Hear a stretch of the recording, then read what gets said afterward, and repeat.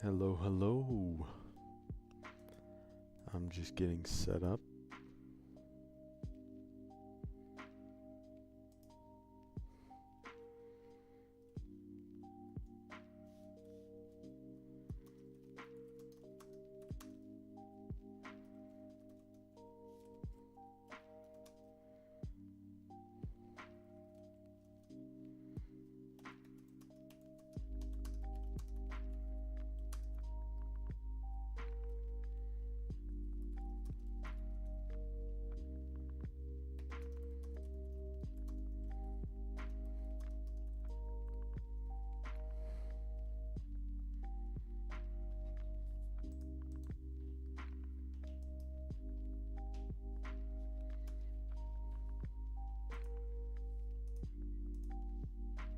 Just getting set up.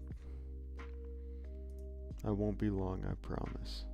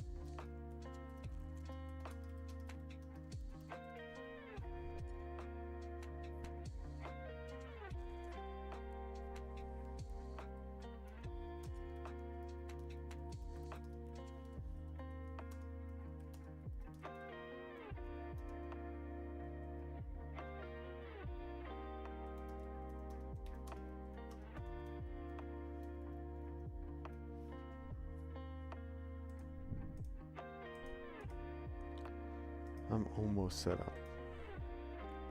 I know I'm taking a little bit, but I'm almost there, don't worry.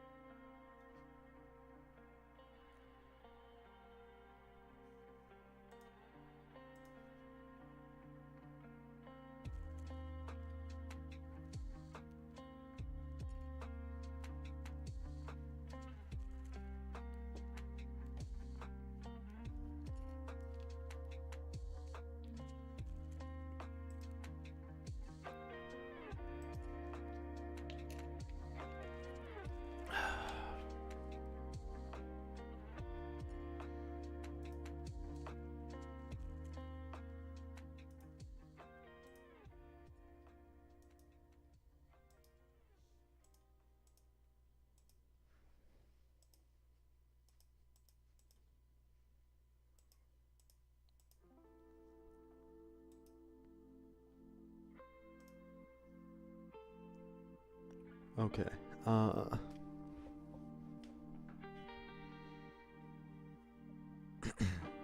one second, I gotta clear my throat and then I'll get to reading.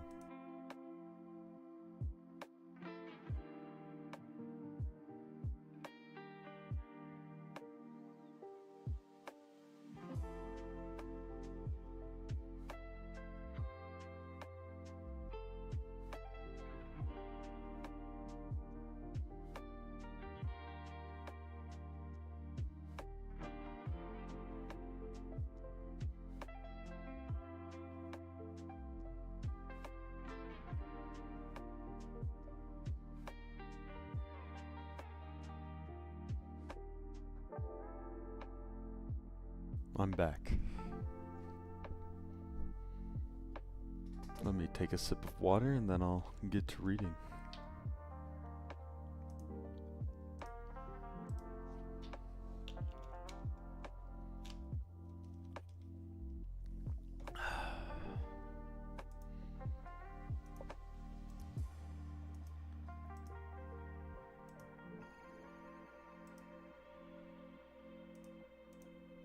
Okay.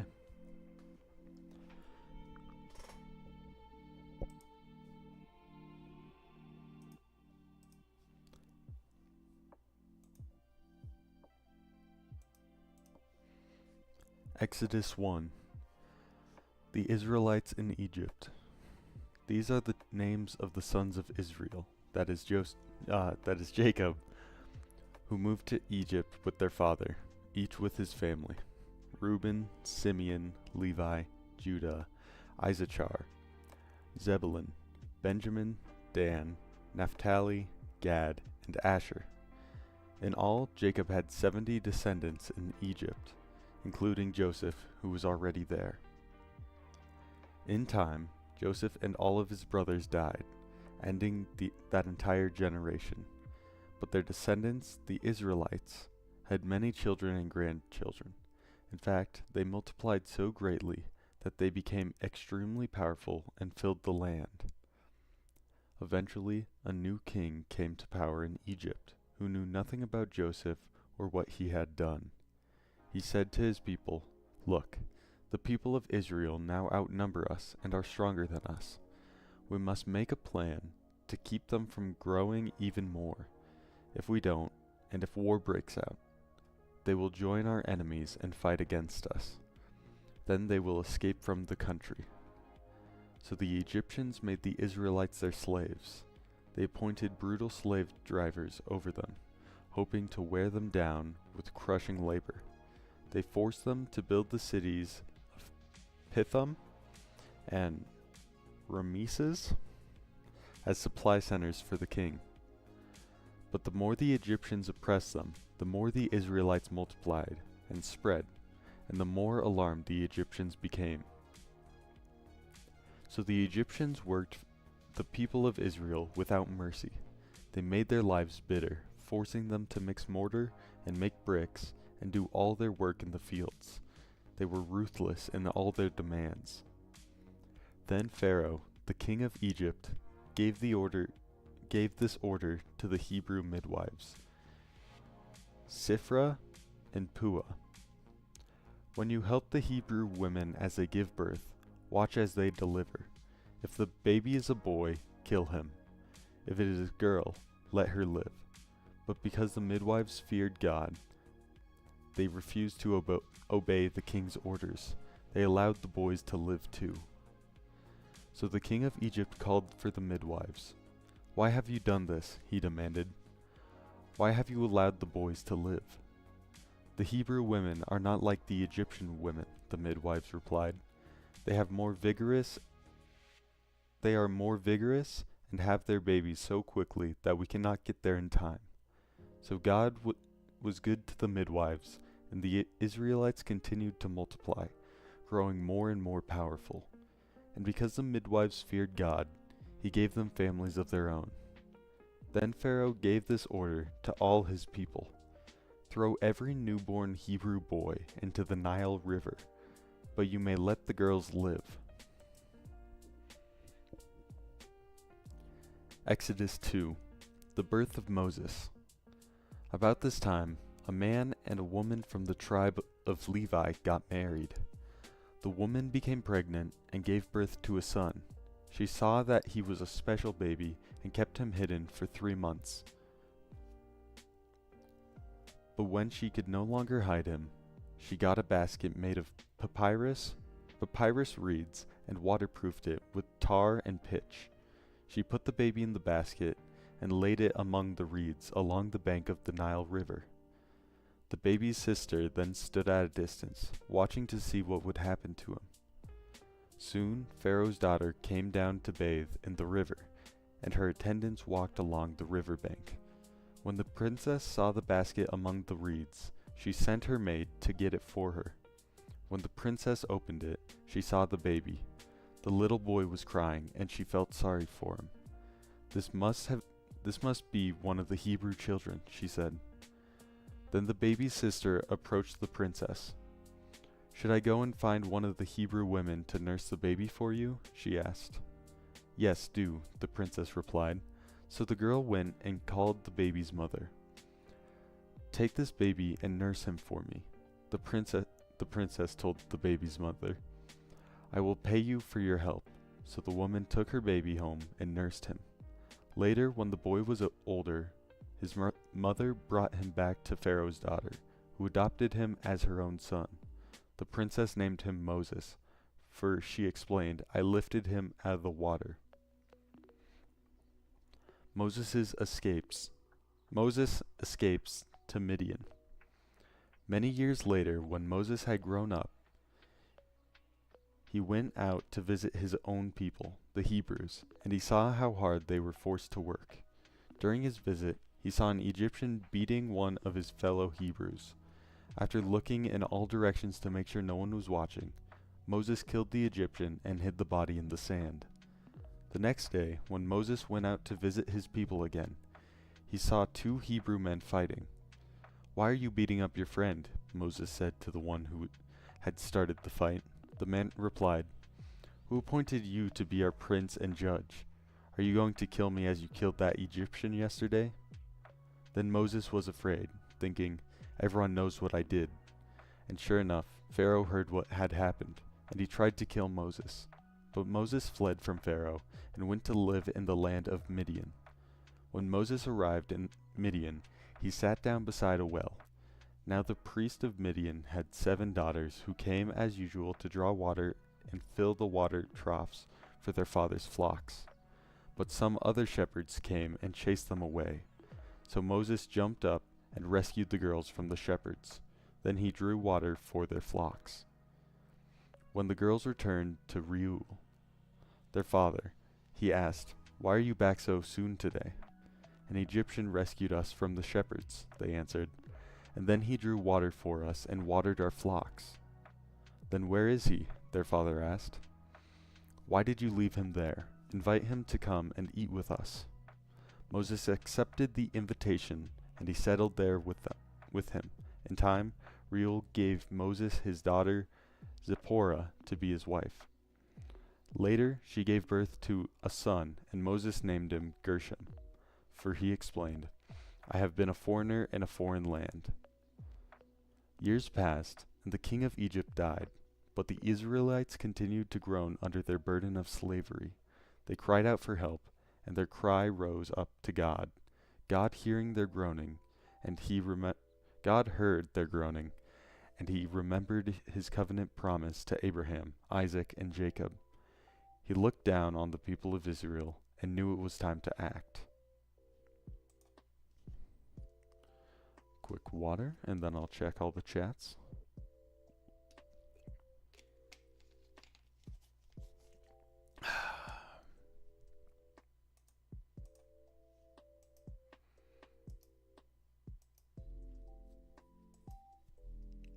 Okay.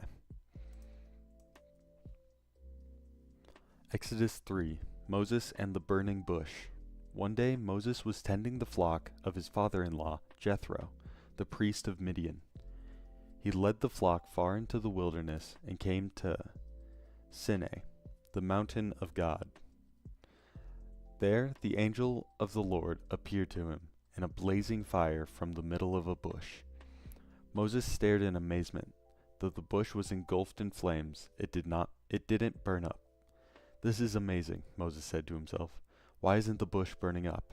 I must go see it." When the Lord saw Moses come take a closer look, God called to him from the middle of the bush, "Moses, Moses." "Here I am," Moses replied. "Do not come any closer," the Lord warned. "Take off your sandals, for you are standing on holy ground. I am the God of your father, the God of Abraham, the God of Isaac, and the God of Jacob." When Moses heard this, he covered his face because he was afraid to look at God. Then the Lord told him, "I have certainly seen the oppression of my people in Egypt. I have heard their cries of distress because of their harsh slave drivers. Yes, I am aware of their suffering. So I have come down to rescue them from the power of the Egyptians and lead them out of Egypt into their own fertile and spacious land. It is a land flowing with milk and honey, the land where the Canaanites, Hittites, Amorites, Perizzites, Hivites, and Jebusites now live. Look, the cry of the people of Israel has reached me, and I have seen how harshly the Egyptians abuse them. Now go, for I am sending you to Pharaoh. You must lead my people Israel out of Egypt." But Moses protested to God, "Who am I to appear before Pharaoh? Who am I to lead the people of Israel out of Egypt?" God answered, "I will be with you, and this is your sign that I am the one who has sent you. When you have brought the people out of Egypt, you will worship God at this very mountain." But Moses protested, "If I go to the people of Israel and tell them, the God of your ancestors has sent me to you, they will ask me, 'What is his name?' Then what should I tell them?" God replied to Moses, "I am who I am. Say this to the people of Israel, 'I am has sent me to you.'" God also said to Moses, "Say this to the people of Israel, 'Yahweh, the God of your ancestors, the God of Abraham, the God of Isaac, and the God of Jacob, has sent me to you. This is my eternal name, my name to remember for all generations. Now go and call together all the elders of Israel. Tell them, Yahweh, the God of your ancestors, the God of Abraham, Isaac, and Jacob, has appeared to me. He told me, 'I have been watching closely, and I see how the Egyptians are treating you. I have promised to rescue you from your oppression in Egypt. I will lead you to a land flowing with milk and honey, the land where the Canaanites, Hittites, Amorites, Perizzites, Hivites, and Jebusites now live. The elders of Israel will accept your message. Then you and the elders must go to the king of Egypt and tell him, "The Lord, the God of the Hebrews, has met with us. So please let us take a 3-day journey into the wilderness to offer sacrifices to the Lord our God. But I know that the king of Egypt will not let you go unless a mighty hand forces him. So I will raise my hand and strike the Egyptians, performing all kinds of miracles among them. Then, at last, he will let you go, and I will cause the Egyptians to look favorably on you. They will give you gifts when you go, so you will not leave empty-handed. Every Israelite woman will ask for articles of silver and gold and fine clothing from her Egyptian neighbors and from the foreign women in their houses. You will dress your sons and daughters with these, stripping the Egyptians of their wealth." Quick water.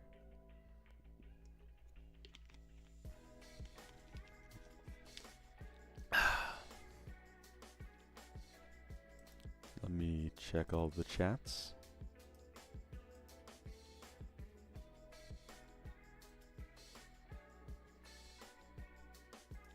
Still nothing, but that's okay.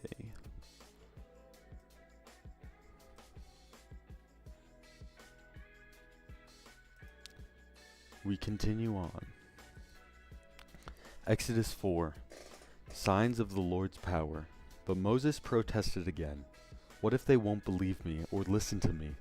What if they say, 'The Lord never appeared to you'?"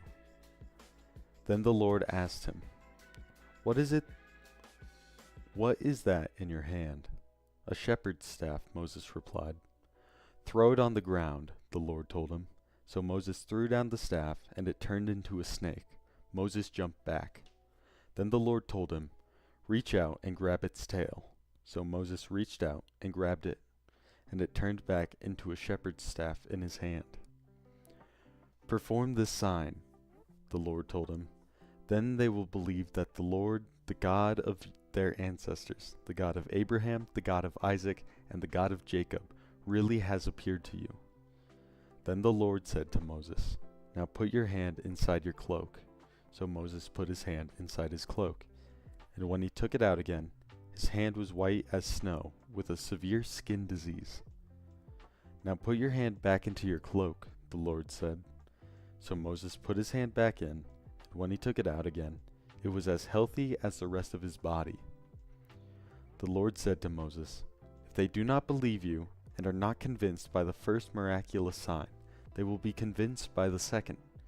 And if they don't believe you or listen to you even after these two signs, then take some water from the Nile River, pour it on the dry ground. When you do, the water from the Nile will turn to blood on the ground."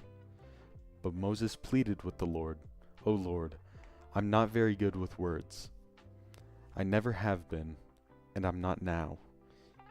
Even though you have spoken to me, I get tongue-tied, and my words get tangled." Then the Lord asked Moses, "Who makes a person's mouth? Who decides whether people speak or do not speak, hear or do not hear, see or do not see? Is it not I, the Lord? Now go. I will be with you as you speak, and I will instruct you in what to say." But Moses again pleaded, "Lord, please, send anyone else." Then the Lord became angry with Moses. "All right," he said. "What about your brother, Aaron the Levite? I know he speaks well, and look, he is on his way to meet you now. He will be delighted to see you. Talk to him, and put the words in his mouth. I will be with both of you as you speak, and I will instruct you both in what to do. Aaron will be your spokesman to the people. He will be your mouthpiece, and you will stand in the place of God for him, telling him what to say. And take your shepherd's staff with you, and use it to perform the miraculous signs I have shown you."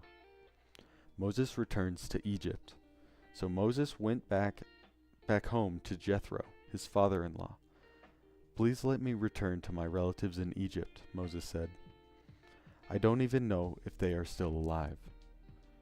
"Go in peace," Jethro replied. Before Moses left Midian, the Lord said to him, "Return to Egypt, for all those who wanted to kill you have died." So Moses took his wife and sons, put them on a donkey, and he headed back to the land of Egypt. In his hand he carried the staff of God. And the Lord told Moses, "When you arrive back in Egypt, go to the Pharaoh and perform all these miracles I have empowered you to do. But I will harden his heart, so he will refuse to let the people go. Then you will tell him, 'This is what the Lord says. Israel is my firstborn son. I commanded you, let my son go, so he can worship me. But since you have refused, I will now kill your firstborn son.'" On the way to Egypt, at a place where Moses and his family had stopped for the night, the Lord confronted him and was about to kill him. But Moses' wife, Zipporah, took a flint knife and circumcised her son. She touched his feet with the foreskin and said, "Now you are a bridegroom of blood to me." When she said, "a bridegroom of blood," she was referring to the circumcision. After that, the Lord left him alone. Now the Lord had said to Aaron, "Go out into the wilderness to meet Moses." So Aaron went and met Moses at the mountain of God, and he embraced him. Moses then told Aaron everything the Lord had commanded him to say, and he told him about the miraculous signs the Lord had commanded him to perform. Then Moses and Aaron returned to Egypt and called all the elders of Israel together. Aaron told them everything the Lord had told Moses, and Moses performed the miraculous signs as they watched. Then the people of Israel were convinced that the Lord had sent Moses and Aaron. When they heard that the Lord was concerned about them and had seen their misery, they bowed down and worshipped. Water?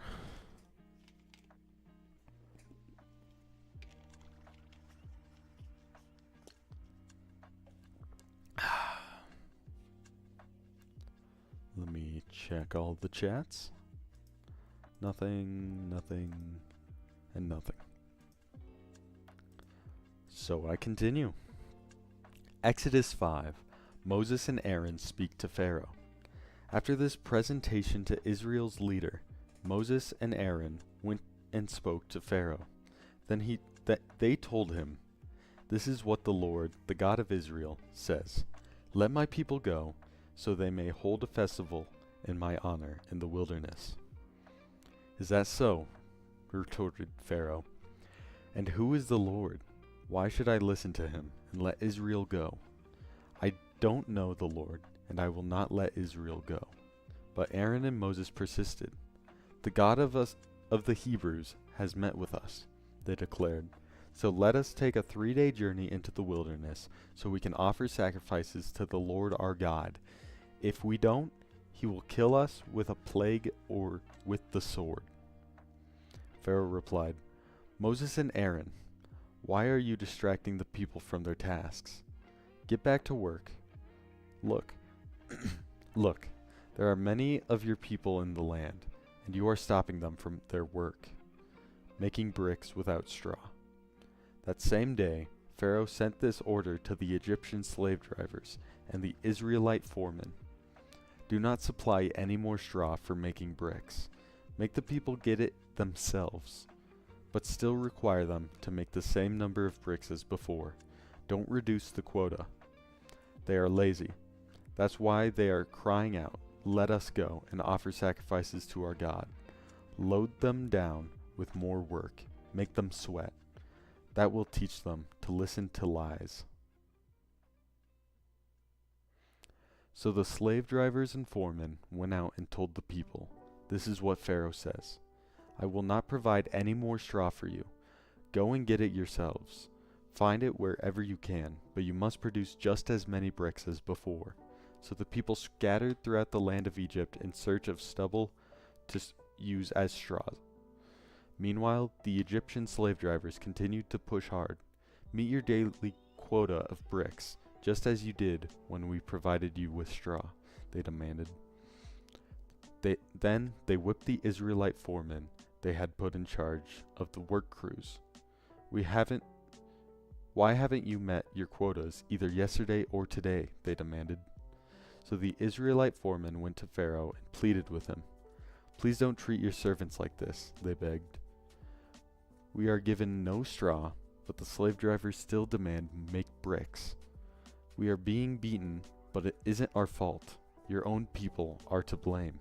But Pharaoh shouted, "You're just lazy. That's why you're saying, 'Let us go and offer sacrifices to the Lord.' Now get back to work. No straw will be given to you, but you must still produce the full quota of bricks." The Israelite foremen could see that they were in serious trouble when they were told, "You must not reduce the number of bricks you make each day." As they left Pharaoh's court, they confronted Moses and Aaron, who were waiting outside for them. The foreman said to them, "May the Lord judge and punish you for making us stink before Pharaoh and his officials. You have put a sword into their hands and an excuse to kill us." Then Moses went back to the Lord and protested, "Why have you brought all this trouble on your own people, Lord? Why do you send me? Ever since I came to Pharaoh as your spokesman, he has been even more brutal to your people, and you have done nothing to rescue them."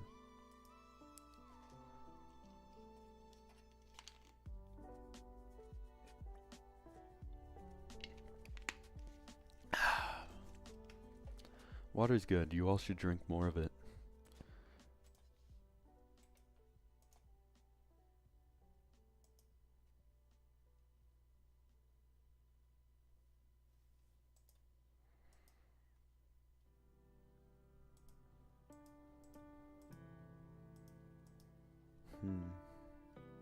One second.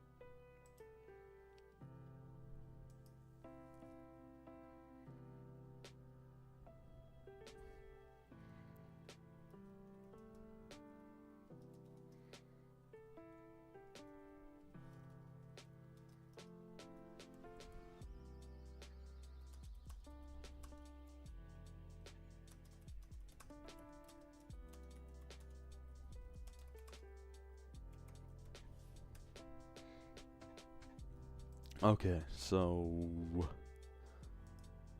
Exodus 6. Promises of deliverance. Then the Lord told Moses, "Now you will see what I will do to Pharaoh. When he feels the force of my strong hand, he will let the people go. In fact, he will force them to leave his land." And God said to Moses, "I am Yahweh, the Lord. I appeared to Abraham, to Isaac, and to Jacob as El Shaddai, God Almighty. But I did not reveal my name, Yahweh, to them. And I reaffirmed my covenant with them. Under its terms, I promised to give them the land of Canaan, where they were living as foreigners. You can be sure that I have heard the groans of the people of Israel, who are now slaves to the Egyptians. And I am well aware of my covenant with them. Therefore, say to the people of Israel, I am the Lord. I will free you from your oppression, and will rescue you from your slavery in Egypt. I will redeem you with a powerful arm and great acts of judgment. I will claim you as my own people, and I will be your God. Then you will know that I am the Lord, your God, who has freed you from your oppression in Egypt. I will bring you into the land I swore to give to Abraham, Isaac, and Jacob. I will give it to you as your very own possession. I am the Lord." So Moses told the people of Israel that the Lord had said what the Lord had said, but they refused to listen anymore. They had become too discouraged by the brutality of their slavery. Then the Lord said to Moses, "Go back to Pharaoh, the king of Egypt, and tell him to let the people of Israel leave his country." "But Lord," Moses objected, "my own people won't listen to me anymore. How can I expect Pharaoh to listen? I am such a clumsy speaker."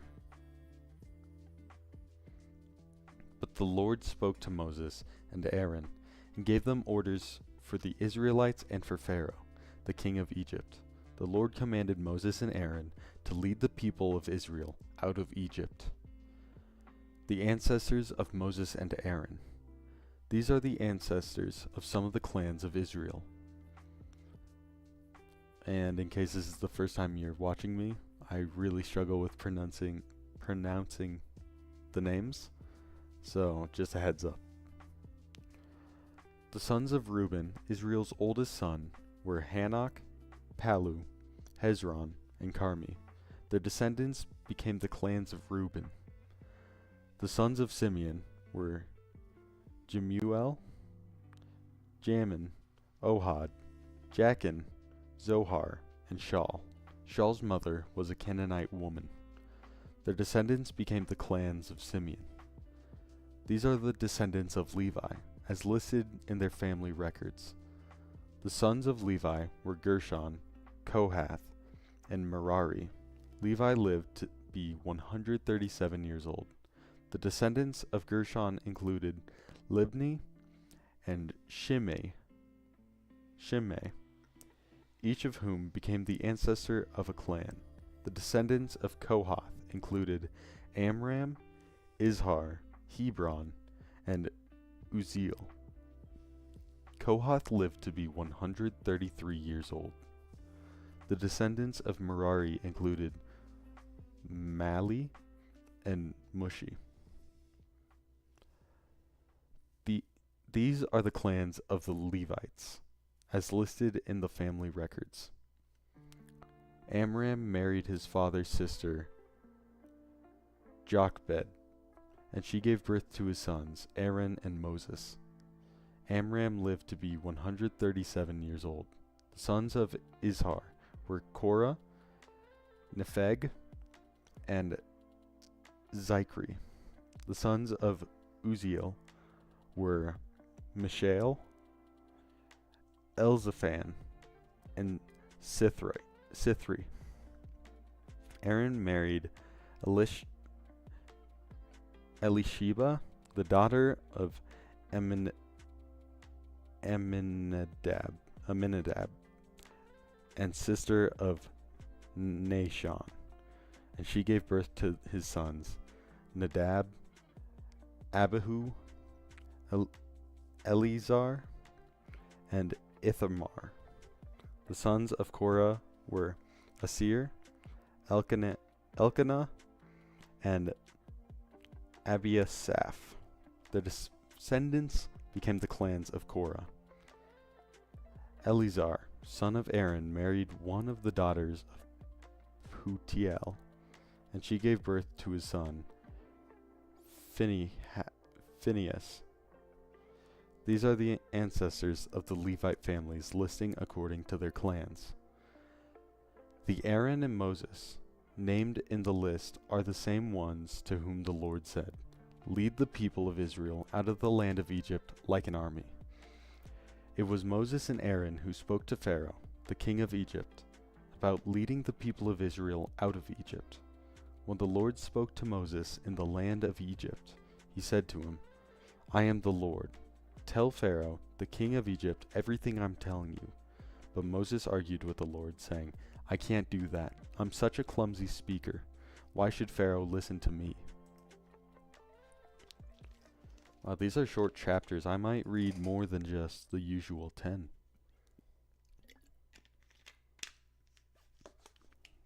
Watch, the next few chapters are going to be super long. Let me check chats.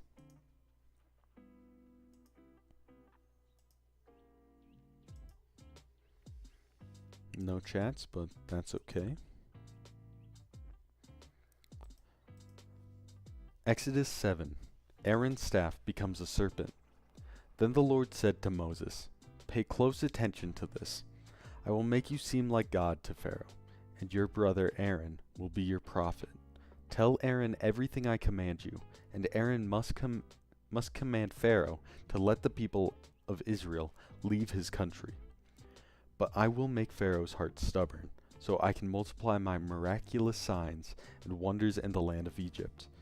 Even then Pharaoh will refuse to listen to you, so I will bring down my fist on Egypt. Then I will rescue my forces, my people, the Israelites, from the land of Egypt with great acts of judgment. When I raise my powerful hand and bring out the Israelites, the Egyptians will know that I am the Lord." So Moses and Aaron did just as the Lord had commanded them. Moses was 80 years old, and Aaron was 83 when they made their demands to Pharaoh. Then the Lord said to Moses and Aaron, "Pharaoh will demand, 'Show me a miracle.' When he does this, say to Aaron, 'Take your staff and throw it down in front of Pharaoh, and it will become a serpent.'" So Moses and Aaron went to Pharaoh and did what the Lord had commanded them. Aaron threw down his staff before Pharaoh and his officials, and it became a serpent. Then Pharaoh called in his own wise men and sorcerers, and these Egyptian magicians did the same thing with their magic. They threw down their staffs, which also became serpents, but then Aaron's staff swallowed up their staffs. Pharaoh's heart, however, remained hard. He still refused to listen, just as the Lord had predicted. A plague of blood. Then the Lord said to Moses, "Pharaoh's heart is stubborn, and he still refuses to let the people go. So go to Pharaoh in the morning as he goes down to the river. Stand on the bank of the Nile and meet him there. Be sure to take along the staff that turned into a snake. Then announce to him, 'The Lord, the God of the Hebrews, has sent me to tell you, let my people go, so they can worship me in the wilderness. Until now, you have refused to listen to him. So this is what the Lord says. I will show you that I am the Lord. Look, I will strike the water of the Nile with the staff in my hand, and the river will turn to blood. The fish in it will die, and the river will stink. The Egyptians will not be able to drink any water from the Nile.' Then the Lord said to Moses, 'Tell Aaron, take your staff and raise your hand over the waters of Egypt, all its rivers, canals, ponds, and all the reservoirs. Turn all the water to blood. Everywhere in Egypt the water will turn to blood, even the water stored in wooden bowls and stone pots.' So Moses and Aaron did just as the Lord commanded them. As Pharaoh and all his officials watched, Aaron raised his staff and struck the water of the Nile. Suddenly, the whole river turned to blood. The fish in the river died, and the water became so foul that the Egyptians couldn't drink it. There was blood everywhere throughout the land of Egypt. But again, the magicians of Egypt used their magic, and they too turned water into blood. So Pharaoh's heart remained hard. He refused to listen to Moses and Aaron, just as the Lord had predicted. The Pharaoh returned to his palace and put the whole thing out of his mind. Then all the Egyptians dug along the river bank to find drinking water, for they couldn't drink the water from the Nile. 7 days passed from the time the Lord struck the Nile. Already Exodus 8, wow.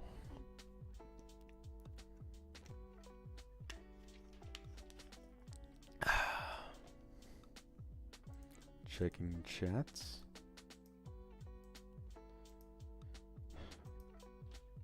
It's sad that no one wants to listen to the Bible being read live. I wonder if it's the Bible being read live to them, or if it's me, like, I'm just not well known, and maybe they don't like my voice. I don't know. Just throwing some suggestions out there. What I do know is that it's time for Exodus 8. A plague of frogs. Then the Lord said to Moses, "Go back to the Pharaoh and announce to him, 'This is what the Lord says. Let my people go so they can worship me. If you refuse to let them go, I will send a plague of frogs across your entire land. The Nile River will swarm with frogs. They will come up and down the river and into your palace, even into your bedroom and onto your bed. They will enter the houses of your officials and your people. They will even jump into your ovens and your kneading bowls. Frogs will jump on you, your people, and all your officials." Then the Lord said to Moses, "Tell Aaron, raise the staff in your hand over the rivers, canals, ponds of Egypt, and bring up frogs over all the land." So Aaron raised his hand over the waters of Egypt, and frogs came up and covered the whole land. But the magicians were able to do the same thing with their magic. They too caused frogs to come up on the land of Egypt. Then Pharaoh summoned Moses and Aaron and begged, "Plead with the Lord to take the frogs away from me and my people. I will let your people go, so they can offer sacrifices to the Lord." "You set the time," Moses replied. "Tell me when you want me to pray for you, your officials, and your people. Then you and your houses will be rid of the frogs. They will remain only in the Nile River." "Do it tomorrow," Pharaoh said. "All right," Moses replied. "It will be as you have said. Then you will know that there is no one like the Lord our God.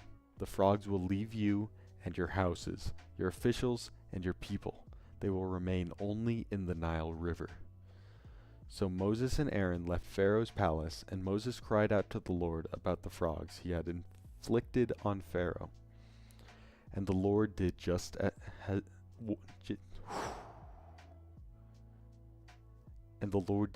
what Moses had predicted. The frogs in the houses, the courtyards, and the fields all died. The Egyptians piled them into great heaps, and a terrible stench filled the land. But when Pharaoh saw that relief had come, he became stubborn. He refused to listen to Moses and Aaron, just as the Lord had predicted. A plague of gnats. So the Lord said to Moses, "Tell Aaron, raise your staff and strike the ground. The dust will turn into swarms of gnats throughout the land of Egypt." So Moses and Aaron did just as the Lord had commanded them. When Aaron raised his hand and struck the ground with his staff, gnats infested the entire land, covering the Egyptians and their animals. All the dust in the land of Egypt turned into gnats. Pharaoh's magicians tried to do the same thing with their secret arts, but this time they failed, and the gnats covered everyone, people and animals alike. This is the finger of God, the magicians exclaimed to Pharaoh, but Pharaoh's heart remained hard. He wouldn't listen to them, just as the Lord had predicted. A plague of flies. Then the Lord told Moses, "Get up early in the morning and stand in Pharaoh's way as he goes down to the river. Say to him, 'This is what the Lord says to me. Let my people go so they can worship me. If you refuse, then I will send swarms of flies on you, your officials, your people, and all the houses all the houses. The Egyptian homes will be filled with flies, and the ground will be covered with them. But this time I will spare the region of Goshen, where my people live. No flies will be found there. Then you will know that I am the Lord, and that I am present even in the heart of your land. I will make a clear distinction between my people and your people. The miraculous sign will happen tomorrow." And the Lord did just as he had said. A thick swarm of flies filled Pharaoh's palace and the houses of his officials. The whole land of Egypt was thrown into chaos by the flies. Pharaoh called for Moses and Aaron. "All right, go ahead and offer sacrifices to your God," he said, "but do it here in this land." But Moses replied, "That wouldn't be right. The Egyptians detest the sacrifices that we offer to the Lord our God. Look, if we offer our sacrifices here, where the Egyptians can see, they will stone us. We must take a 3-day trip into the wilderness to offer sacrifices to the Lord our God, just as he has commanded us." "All right, go ahead," Pharaoh replied. "I will let you go into the wilderness to offer sacrifices to the Lord your God, but don't go too far away. Now hurry and pray for me." Moses answered, "As soon as I leave you, I will pray to the Lord, and tomorrow the swarms of flies will disappear from you and your officials and all your people. But I am warning you, Pharaoh, don't lie to us again, and refuse to let my people go to sacrifice to the Lord."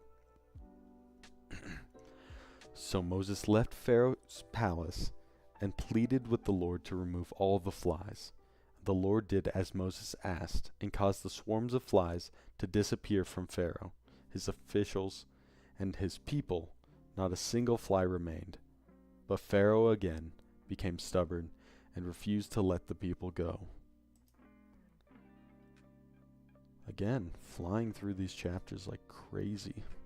Let me get some water.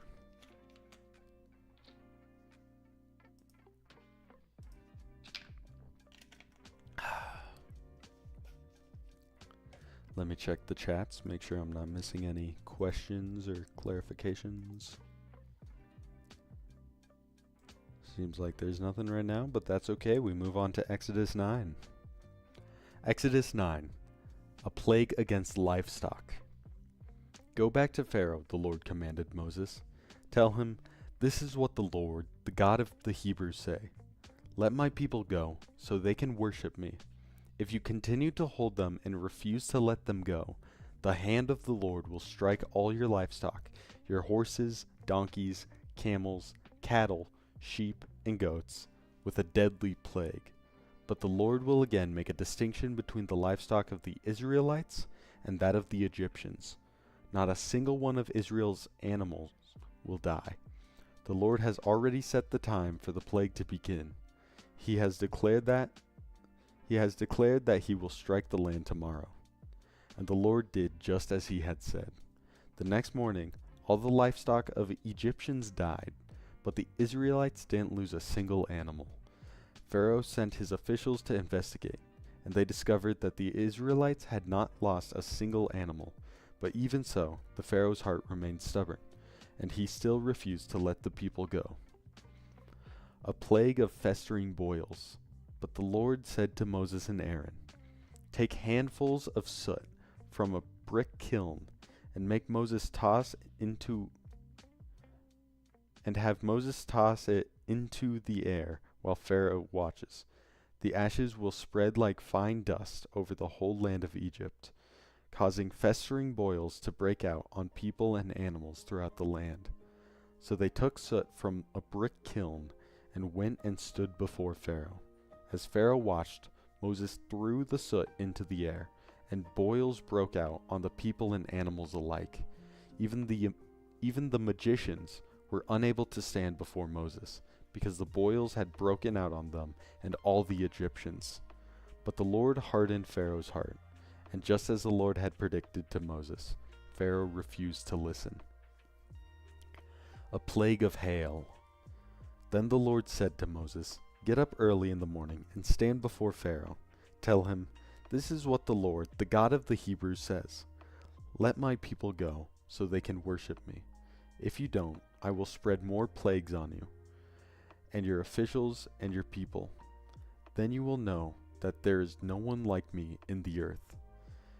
By now I could have lifted my hand and struck you and your people with a plague to wipe you off the face of the earth. But I have spared you for a purpose, to show my power, and to spread my fame throughout the earth. But you still lord it over my people and refuse to let them go. So tomorrow at this time I will send a hailstorm more devastating than any in all the land of Egypt. Quick, order your livestock and servants to come in from the fields to find shelter. Any person or animal left outside will die when the hail falls." Some of Pharaoh's officials were afraid because what the Lord had said. They quickly brought their servants and livestock in from the fields, but those who paid no attention to the word of the Lord left theirs out in the open. Then the Lord said to Moses, "Lift your hand towards the sky, so hail may fall on the people, the livestock, and all the plants throughout the land of Egypt." So Moses lifted his staff towards the sky, and the Lord sent thunder and hail, and lightning flashed towards the earth. The Lord sent a tremendous hailstorm against all the land of Egypt. Never in all the history of Egypt had there been a storm like that, with such devastating hail and continuous lightning. It left all of Egypt in ruins. The hail struck down everything in the open field, people, animals, and plants alike. Even the trees were destroyed. The only place without hail was the region of Goshen, where the people of Israel lived. Then Pharaoh quickly summoned Moses and Aaron. "This time I have sinned," he confessed. "The Lord is the righteous one, and my people and I are wrong. Please beg the Lord to end this terrifying thunder and hail. We've had enough. I will let you go, and you don't need to stay any longer." "All right," Moses replied. "As soon as I leave the city, I will lift my hand and pray to the Lord. Then the thunder and hail will stop, and you will know that the earth belongs to the Lord. But I know that you and your officials still do not fear the Lord God." All the flax and barley were ruined by the hail, because the barley had formed heads and the flax was budding. But the wheat and the emmer wheat were spared, because they had not yet sprouted from the ground. So Moses left Pharaoh's court and went out to the city. When he lifted his hands to the Lord, the thunder and hail stopped, and the downpour ceased. But when Pharaoh saw that the rain, hail, and thunder had stopped, he and his officials sinned again, and Pharaoh again became stubborn. Because his heart was hard, Pharaoh refused to let the people leave, just as the Lord had predicted through Moses. Water than Chuck Chats.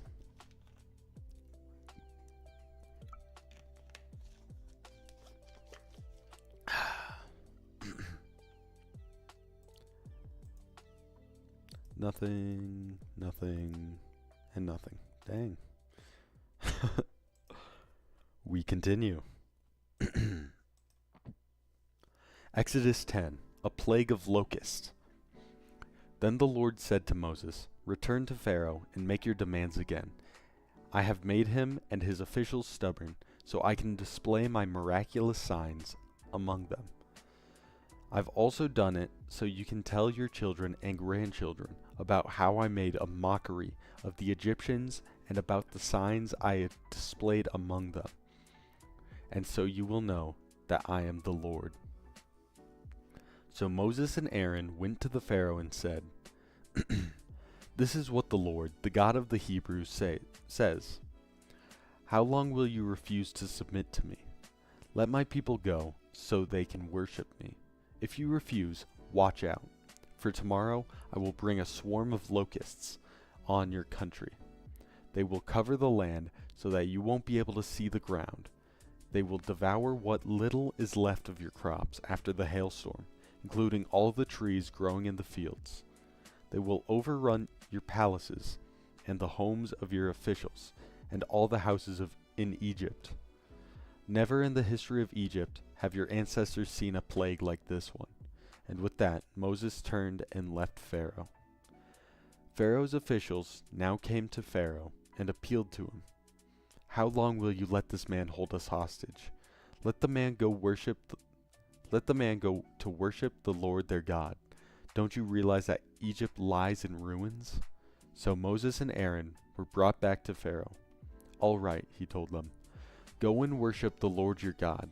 But who exactly will be going with you? Moses replied, We will all go, young and old, our sons and daughters, and our flocks and herds. We must all join together in celebrating a festival to the Lord. Pharaoh retorted, The Lord will certainly need to be with you if I let you take your little ones. I can see through your evil plan. Never. Only the men may go and worship the Lord, since that is what you requested. And Pharaoh threw them out of the palace. Then the Lord said to Moses, Raise your hand over the land of Egypt and bring on the locusts. Let them cover the land and devour every plant that survived the hailstorm. So Moses raised his staff over Egypt, and the Lord caused an east wind to blow over the land all that day and through the night. When morning arrived, the east wind had brought the locusts, and the locusts swarmed over the land of Egypt, settling in dense swarms from one end of the country to the other. It was the worst locust plague in Egyptian history, and there has never been another one like it. For the locusts covered the whole country and darkened the land. They devoured every plant in the fields and all the fruit on the trees that had survived the hailstorm. Not a single leaf was left on the trees and plants throughout the land of Egypt. Pharaoh quickly summoned Moses and Aaron. I have sinned against the Lord your God and against you, he confessed. Forgive my sin just this once, and plead with the Lord your God to take away this death from me. So Moses left Pharaoh's court and pleaded with the Lord. The Lord responded by shifting the wind, and a strong west wind blew the locust into the Red Sea. Not a single locust remained in the land of Egypt, but the Lord hardened Pharaoh's heart again, so he refused to let the people go. A plague of darkness. Then the Lord said to Moses, Lift your hand toward heaven, and the land of Egypt will be covered with a darkness so thick you can feel it. So Moses lifted his hand to the sky, and a deep darkness covered the entire land of Egypt for 3 days. During all that time, the people could not see each other, and no one moved, but there was light as usual where the people of Israel lived. Finally, Pharaoh called for Moses. Go and worship the Lord, he said, but leave your flocks and herds here. You may even take your little ones with you. No, Moses said. You must provide us with animals for sacrifices and burnt offerings to the Lord our God. Our livestock must go with us too. Not a hoof can be left behind. We must choose our sacrifices for the Lord our God from among these animals, and we won't know how we are to worship the Lord until we get there. But the Lord hardened Pharaoh's heart once more, and he would not let them go. Get out of here, Pharaoh shouted at Moses. I'm warning you, never come back to see me again. The day you see my face, you will die. Very well, Moses replied. I will never see your face again. I think I'm going to keep reading. Took 1 hour to get through 10 chapters. That's pretty quick. Let me check chats, make sure I'm not missing anyone. No one, no one, no one. No worries. Exodus 11. Death for Egypt's firstborn. Then the Lord said to Moses, I will strike Pharaoh and the land of Egypt with one more blow. After that, Pharaoh will let you leave this country. In fact, he will be so eager to get rid of you that he will force you all to leave. Tell all the Israelite men and women to ask their Egyptian neighbor for articles of silver and gold. Now the Lord has caused the Egyptians to look favorable on the people of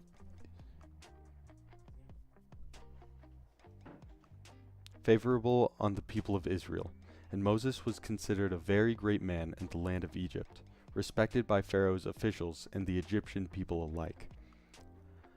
Moses had announced to Pharaoh, This is what the Lord says. At midnight tonight I will pass through the heart of Egypt. All the firstborn sons will die, and every family in Egypt. The oldest son of Pharaoh, who sits on his throne, to the oldest son of his lowliest servant girl, who grinds the flour. Even the firstborn of all the livestock will die. Then a loud wail will raise through the land of Egypt, a wail like no one has heard before, or ever will hear again. But among the Israelites it will be so peaceful that not even a dog will bark. Then you will know that the Lord makes a distinction between Egyptians and Israelites. All the officials of Egypt will run to me and fall to the ground before me. Please leave, they will beg. Hurry and take all your followers with you. Only then will I go. Then, burning with anger, Moses left Pharaoh. Now the Lord had told Moses earlier, Pharaoh will not listen to you, but then I will do even more mighty miracles in the land of Egypt. Moses and Aaron performed these miracles in Pharaoh's presence, but the Lord hardened Pharaoh's heart, and he wouldn't let the Israelites leave the country. Okay, give me a minute. I gotta check on something, but I will be back to keep reading.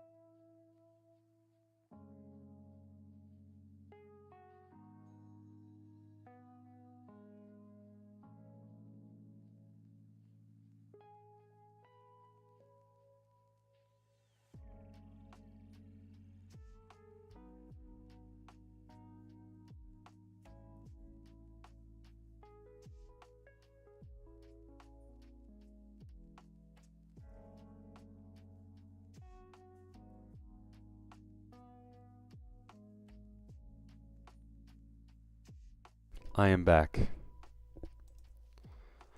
Let me check chats before I read Exodus 12. Oh wait, this is actually a really long chapter. So, how about I save this one for next stream?